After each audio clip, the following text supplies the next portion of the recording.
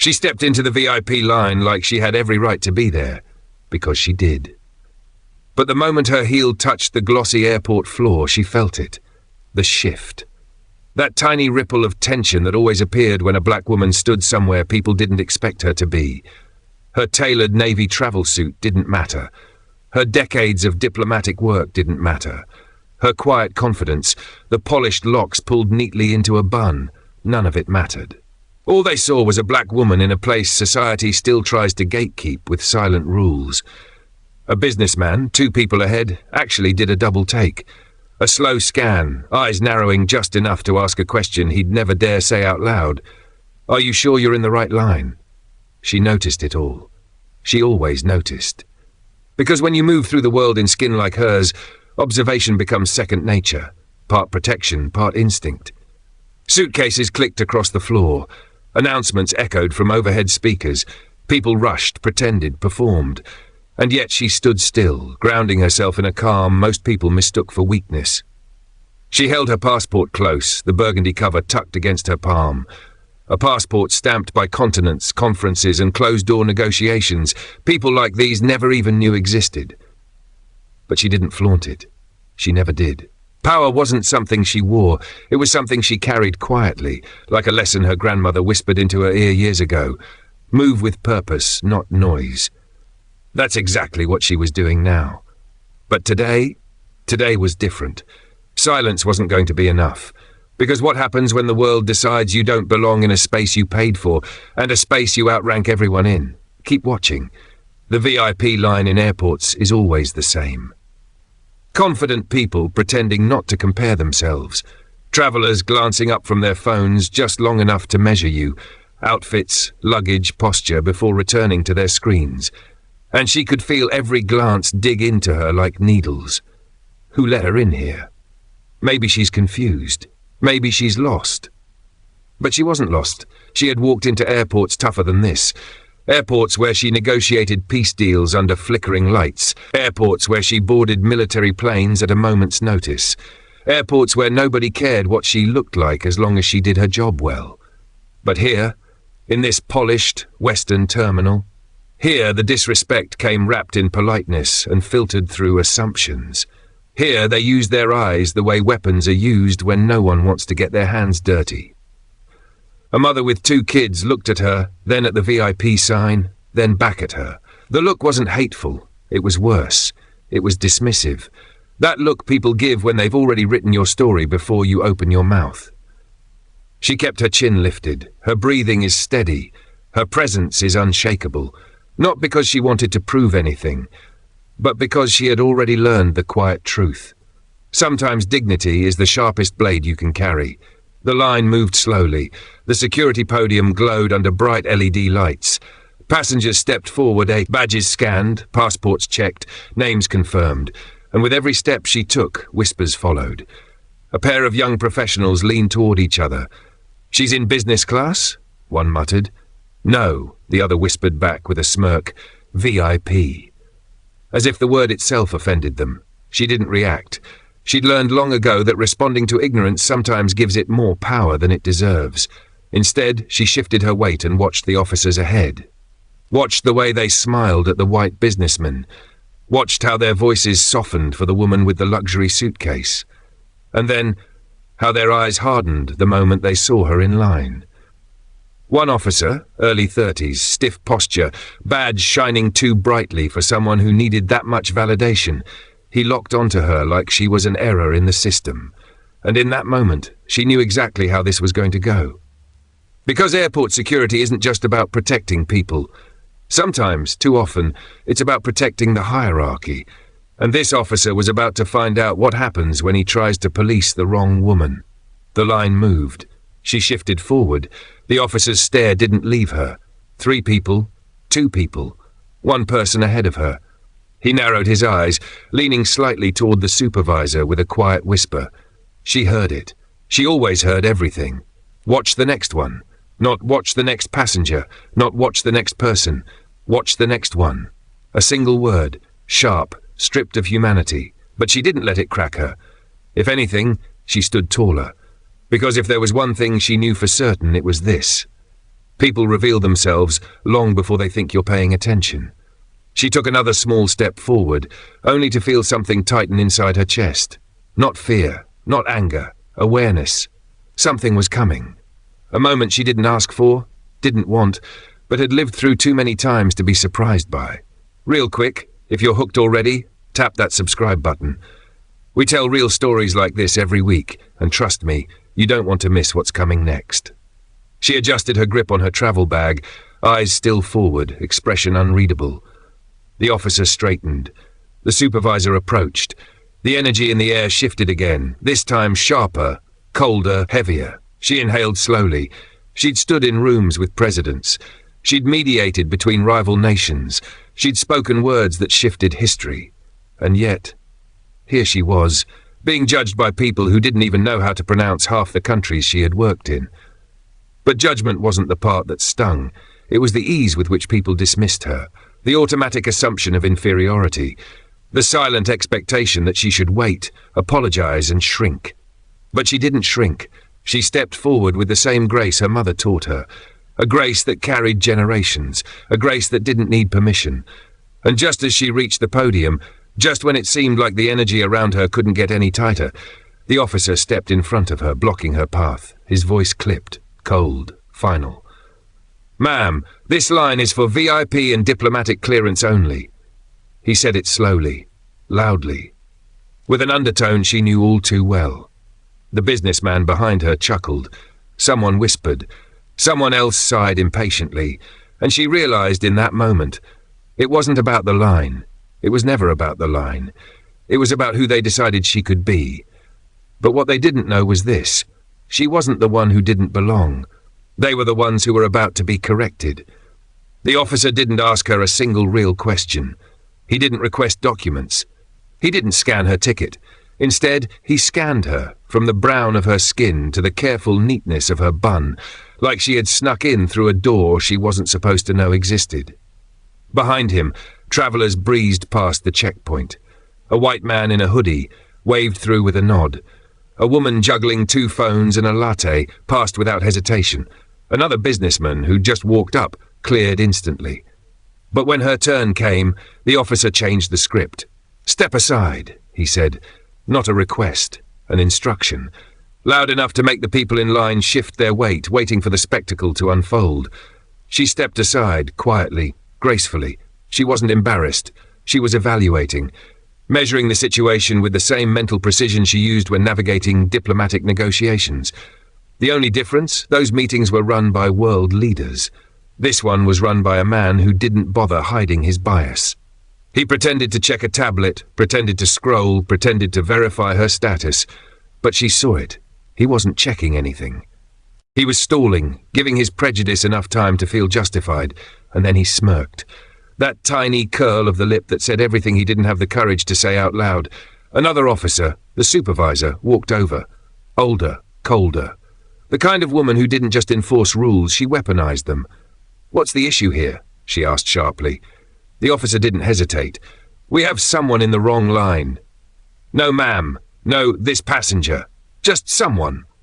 The kind of language that removes your humanity first, so the disrespect can follow freely. The supervisor didn't ask the woman a single question, didn't look at her ticket, didn't request her passport. She just tightened her jaw and said, "Ma'am, you need to move to general clearance." The businessmen behind her exchanged small, knowing smiles. The kind of smiles that come from people who think prejudice is normal, harmless, even justified. She inhaled slowly. She could correct them. She could educate them. She could end this with one sentence, the kind that would flip the entire room upside down. But she didn't. Not yet.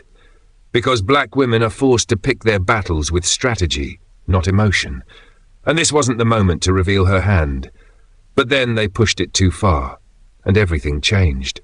The officer leaned closer, lowering his voice just enough to pretend professionalism, but not enough to hide the edge. "These lines are for people who actually qualify," he whispered. The supervisor didn't stop him. She didn't correct him. She let the disrespect marinate in the space between them, as if it made sense. That's when something inside the woman hardened. Not anger, not bitterness, but recognition. The recognition that if she didn't draw the line here, they'd keep moving it. She reached for her bag, slow and deliberate. The officer rolled his eyes. "Ma'am," I said, "general clearance." She didn't answer him. She unzipped her bag. "Ma'am, we need you to—" She raised a hand, a gentle, quiet gesture that held more authority than his entire uniform. It silenced him instantly. Inside the bag was the one thing they never imagined she'd have. The reason this airport had been preparing all morning, the reason a security detail was already on standby, the reason their arrogance was seconds away from collapsing. Her passport. Not the blue cover they expected. Not the regular citizen issue. A deep burgundy diplomatic passport. The kind that doesn't just grant access, it commands it. But she didn't pull it out yet. She held it just enough for the supervisor to catch a glimpse of the embossed seal. And the supervisor's face faltered, just for a second. A flicker, a crack in the confidence, a hint that they'd messed with the wrong woman. The officer stepped back, confused. She still hadn't said a word. Because sometimes silence isn't weakness, sometimes silence is a strategy. By the way, if you're still watching, subscribe. Stories like this aren't just entertainment, they're reminders, and too many of them go unheard. Hit subscribe so you don't miss the ones the world tries to hide. The supervisor tried to recover her tone. "Ma'am, you'll need to present your—" The woman finally spoke, calm, unshaken, precise. "I will," she said, "but only when you're ready to treat me the same way you treated everyone else." The officer looked stunned. The supervisor stiffened. Passengers pretended not to listen, but every ear tilted toward the tension unfolding like a slow, cracking fault line. She didn't raise her voice. She didn't explain herself. She didn't justify her presence. She simply held the passport in her hand, waiting. Because she knew something they didn't. Respect isn't a request. It's a requirement. In that moment, everything shifted. Their arrogance, their certainty, their authority. All of it stood on shaky legs now. Because the next few seconds would expose the truth. Not just about who she was, but about who they were. And when that passport finally opened, their faces told the whole story. The diplomatic passport didn't hit the air dramatically. She didn't slam it down. She didn't wave it like a victory flag. No, she placed it in the officer's hand, the same way she carried herself in every room she'd ever commanded. Calm, measured, unbothered. The officer blinked, confused at first. He'd been expecting the standard navy blue passport most travelers carried. Something ordinary. Something that matched the story he had already written about her in his head. But this one was different. Deep burgundy, heavy cover, metallic embossing catches the airport lights. A seal he'd only seen during training, the kind they told officers to handle with extreme care. He stared at it like it was something radioactive, something powerful, something he should have respected long before this moment. For the first time since walking up to her, his voice faltered. One moment. Not confident, not commanding, unsteady. He opened the passport, and the first page hit him like a slap disguised as paperwork. Her title, her status, her clearances, her diplomatic immunity markers. Everything he thought he knew about her crumbled like it was made of wet sand. His arrogance didn't just disappear, it evaporated. The supervisor leaned over his shoulder, trying to peek without appearing anxious. But the minute her eyes landed on the page, her entire face drained of colour. She wasn't just looking at a traveller. She was looking at a woman whose name had been on their morning briefing. A name they were specifically instructed to prepare for, a name tied to international agreements, security protocols, and government coordination. A name she had dismissed in seconds, simply because it appeared on the wrong skin. The supervisor swallowed hard and looked up at the woman again, seeing her properly for the first time. Not as an inconvenience, not as an unqualified black woman in a VIP line, but as a global representative, someone who didn't need their approval to stand where she stood. The officer flipped to the next page, trying to maintain composure, but his hands trembled slightly. He was reading the credentials of a person whose authority made his badge look like a toy. The woman watched them quietly, her expression unchanged. She was used to this moment, the instant when prejudice collides violently with reality. It never shocks her. It simply confirms what she has known her entire life. Some people only see your worth when they can't deny your power. But the problem wasn't the passport, it was what came after they read it. The officer cleared his throat. "Ma'am, I apologize. I didn't realize." She raised her hand gently, the same quiet gesture she used earlier, the one that said stop. "Respect me with your actions, not your excuses." "I told you I was in the right line," she said softly. She didn't gloat, didn't shame him, didn't perform righteousness for the onlookers. Power doesn't need volume, it needs clarity. The supervisor immediately shifted her tone, replacing coldness with forced professionalism. "If you'll give us just a moment, we'll expedite your clearance." But the officer already knew. There would be no expediting. There would be no standard process, because her passport didn't require efficiency. It required protocol. And that protocol meant one thing. She was supposed to be escorted, not questioned. Passengers in line started to notice something was wrong. The officer's stiffness, the supervisor's panic. The burgundy passport looked nothing like the ones they carried. The businessmen who smirked earlier stood a little straighter now. Confusion replaced judgment. But confusion still didn't erase the bias that had already shown itself. The woman remained still, breathing evenly, watching the realization wash over them like cold water, slow at first, then overwhelming. She could have ended it there. She had made her point. The passport alone was enough to correct the entire situation. But life rarely corrects itself cleanly. Sometimes it needs a push, and sometimes it arrives in the form of footsteps. By the way, if stories like this hit you in the chest, don't just watch and go, subscribe. We tell the kind of truths that don't trend, but need to be heard. Hit that button so you never miss the next one. The officer typed frantically into his tablet. The supervisor whispered instructions under her breath. Panic does strange things to people who thought they had power, but the system didn't care about their panic. It cared about the passport's digital code. And when the passport's ID hit the airport network, an alert pinged instantly, a loud, unmistakable priority flag. It repeated, and again, until the entire front clearance desk froze. Every available screen flashed the same message: diplomatic priority, on-site escort required. The officer stepped back as if the screen had shouted at him. The supervisor exhaled sharply, finally understanding the scale of their mistake. She wasn't some VIP traveler. She wasn't a business-class passenger. She wasn't even a regular diplomat. She was the diplomat, the one scheduled for a high-level bilateral meeting, the one who was supposed to be greeted by the security detail, not interrogated by it. The officer opened his mouth, but no words came out. What apology could undo the humiliation they'd just shown her? She didn't look at him. She didn't need to. Her gaze drifted instead to the passengers who had been watching, some pretending not to stare, others openly curious. They didn't know who she was, but they knew enough now to realize they'd misjudged her. And yet, even with all that unfolding, she didn't move, because the passport wasn't the real twist. The real twist was the sound that came next. Heavy footsteps, purposeful, coordinated, a formation, a unit, a presence that belonged to people who didn't ask questions. They followed protocol. The diplomatic escort team had arrived, but not from the entrance. They were coming directly down the terminal, fast.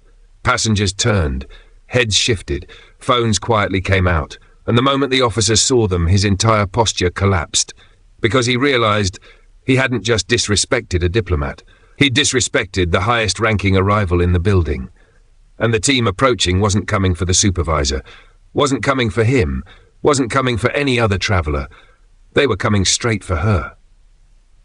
And when they reached her, the entire terminal learned exactly who they were dealing with. The footsteps grew louder, not rushed, not frantic, but controlled. The kind of steps that belong to people who carry responsibility on their shoulders like armor. People who know exactly where they're going and who they're going there for. Travelers in the terminal felt it before they understood it. A shift, a tightening of the atmosphere, a ripple of attention moved across the floor like a quiet wave. And then the first glimpse appeared. Dark suits, earpieces, polished shoes, hitting the tile in perfect rhythm. Each member of the diplomatic escort team was alert, intentional, and scanning the crowd with trained precision. They weren't looking for danger. They were looking for her. The officer beside her stiffened, not out of authority, out of fear, The supervisor clasped her hands together, suddenly smaller, suddenly fragile. The travellers who had judged the black woman earlier leaned in, watching the scene unfold with wide eyes. Confusion, curiosity, a little shame, all of it mixing inside them like an unravelling knot. And still, she stood calmly, her expression unreadable. The same quiet power she had walked in with now amplified by reality, catching up to her identity. The diplomatic team reached the barricade, walked right past the officer, didn't pause for the supervisor, and didn't address a single person in line. They went directly to her. The leader, tall, composed, mid-50s, with silver hair cut sharp enough to slice through tension, bowed his head slightly. "Ambassador," he said, voice steady, respectful, "we apologize for the delay." The entire terminal breathed in at once.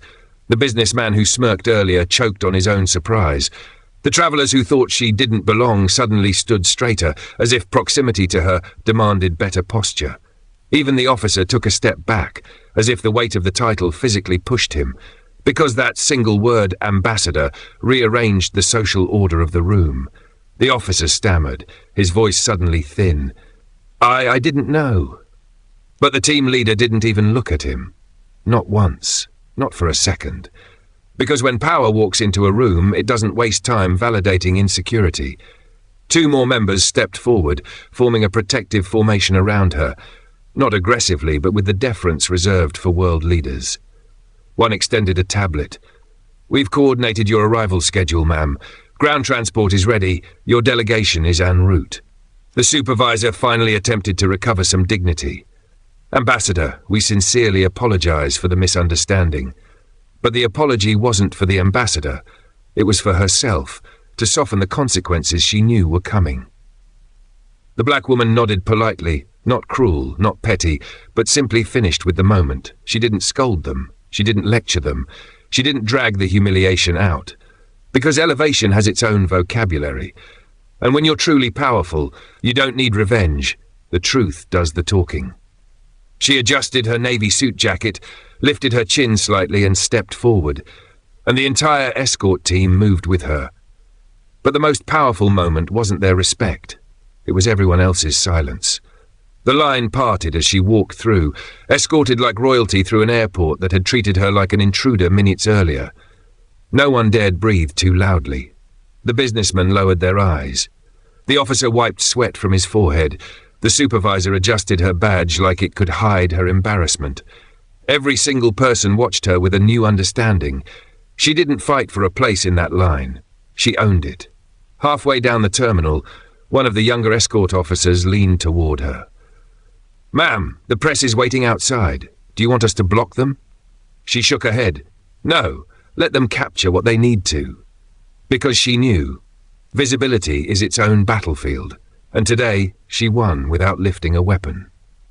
As they approached the final security doors, the team leader opened them for her personally, a gesture rarely done for heads of state, let alone visiting diplomats. And the moment she stepped through, cameras flashed, microphones raised, security formed a perimeter, not because of chaos, because of respect. The woman paused just before entering the motorcade area and looked back briefly, not at the cameras, not at the press, but toward the glass wall facing the terminal. From that angle, she could see the same officer and supervisor who had dismissed her earlier. They stood frozen, watching her with faces full of shock and regret. She didn't smile. She didn't nod. She didn't acknowledge them at all. Some people lose access to your attention the moment they show you who they are. She stepped into the motorcade area, the doors closing behind her with the soft finality of justice delivered. If you want more stories that flip stereotypes upside down and remind the world who we really are, hit subscribe. You're here now. Join the family so you never miss the next one. Outside, the fleet of black SUVs waited, polished, ready, engines low and steady. The diplomatic flags fluttered slightly in the breeze. Her door was opened for her. "Your meeting headquarters is fully secured, Ambassador," the team leader said. "We'll escort you straight there." She nodded once, a small motion carrying the authority of someone who didn't need applause to validate her power. She stepped into the SUV. The door closed, and the world outside kept staring, because the truth had landed harder than any announcement. She didn't fight to belong in the VIP line. She outranked it. Inside the SUV, she took a slow breath. Not from anger, from relief. From the quiet triumph of knowing she didn't bend, didn't shrink, didn't explain herself to make others comfortable. Her title wasn't her weapon. Her dignity was. And as the motorcade pulled away, escorted by motorcycles and flashing lights, the airport became a lesson wrapped in a moment. Respect isn't granted by appearances. It's commanded by presence. Never underestimate a black woman moving through the world quietly. Some storms roar, others walk in on their own 2 feet, and everybody else adjusts.